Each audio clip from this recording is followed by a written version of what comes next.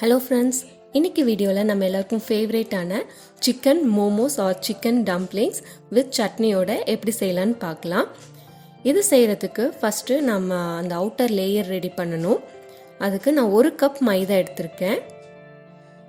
இது கூட ஒரு 1/4 டீஸ்பூன் உப்பு, 1/4 டீஸ்பூன் பேக்கிங் சோடா இதெல்லாம் சேர்ந்து ஃபர்ஸ்ட் நல்லா கலந்துக்கலாம். தேவையான அளவுக்கு தண்ணி ஊத்திக்கோங்க.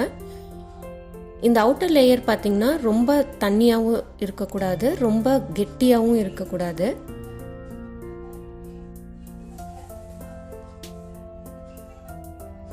நம்ம நல்லா சாஃப்ட்டா பிசைஞ்சுக்கலாம். பாத்தீங்கன்னா தெரியும் நல்லா சாஃப்ட்டா இருக்கு. நம்ம நல்லா அழுத்தி பிசையும் போது அந்த கையில ஒட்டாம நமக்கு நல்லா சாஃப்ட் ஆகும் மாவு. ஒரு ஈரத்தண்ணியை போட்டு ½ அன் ஹவர்ல இருந்து 1 hour வரைக்கும் அதை நம்ம ஊற வச்சிடலாம். அதுக்குள்ள நம்ம உள்ள ஃபில்லிங்ஸ்க்கு தேவையானதை ரெடி பண்ணிக்கலாம். நான் இங்கே ஒரு 150 கிராம் சிக்கன் எடுத்திருக்கேன். எலும்பில்லாத சிக்கன் எடுக்கணும், போன்லெஸ் சிக்கன். ஃபர்ஸ்ட் இதை நம்ம அரைச்சிட்டு வந்துடுவோம். இந்த மாதிரி நல்லா நைஸாக அரைச்சிக்கணும்.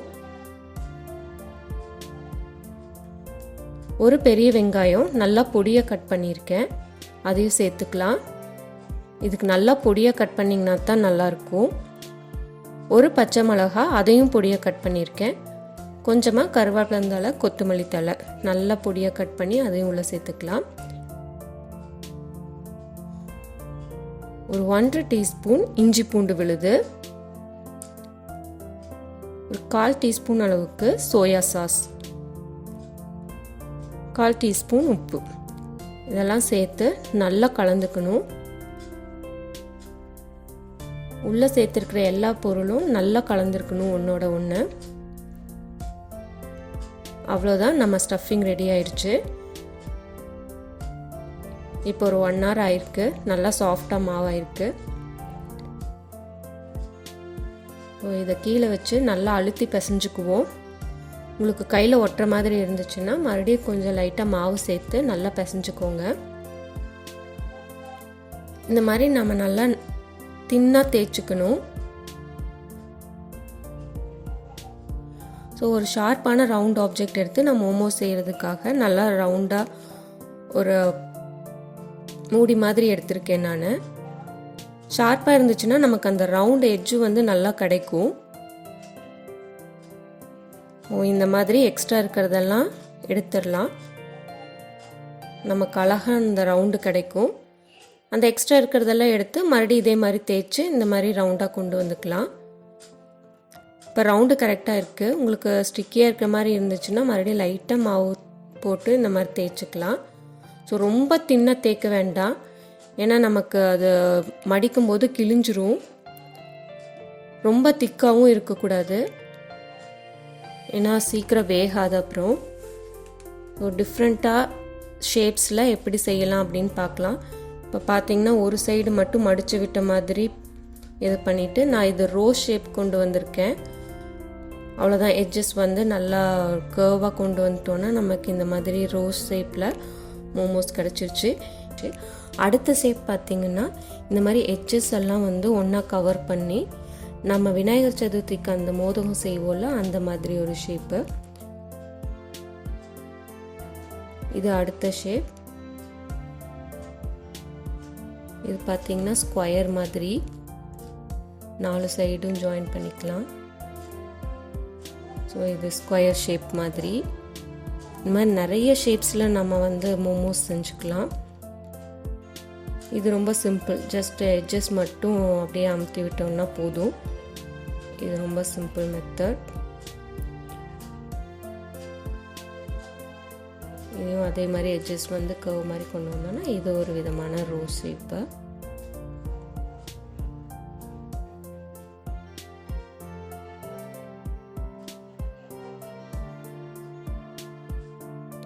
இது வந்து ட்ரையாங்கிள் ஷேப் மாதிரி.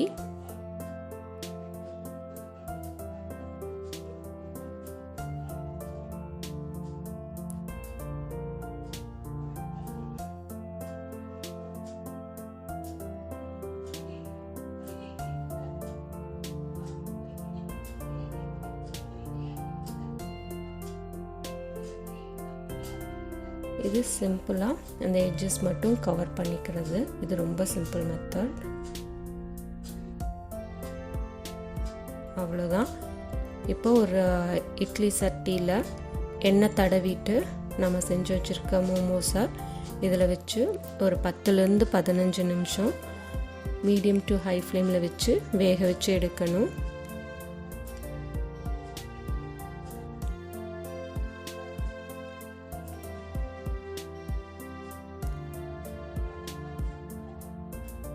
இப்போ நம்ம சட்னி ரெடி பண்ணிக்கலாம்.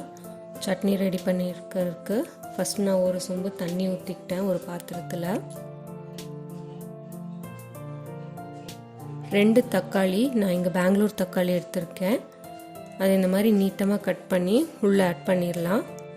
நல்லா அது கொதிக்கட்டும்.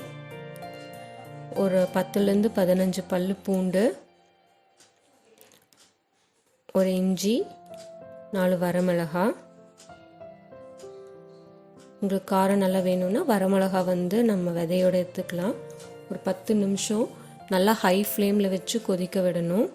பார்த்திங்கன்னா நமக்கு அந்த தக்காளி நல்லா சாஃப்ட் ஆகி அதோட தோல் வந்து இப்படி பிரிஞ்சு வரணும். பச்சை வாசம்லாம் போய் அது நல்லா தக்காளி வெந்திருக்கும்.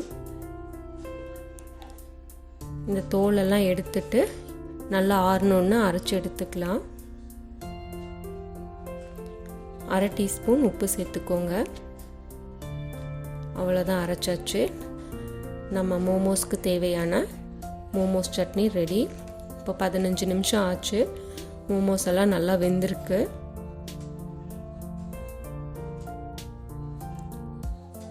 அவ்வளோதான், சூப்பரான ஸ்ட்ரீட் ஸ்டைலில் சிக்கன் மோமோஸ் ரெடி. கண்டிப்பாக ட்ரை பண்ணி பாருங்கள். ட்ரை பண்ணி பார்த்துட்டு உங்களுடைய ஃபீட்பேக்கை கமெண்ட் செக்ஷனில் சொல்லுங்கள். தேங்க்யூ.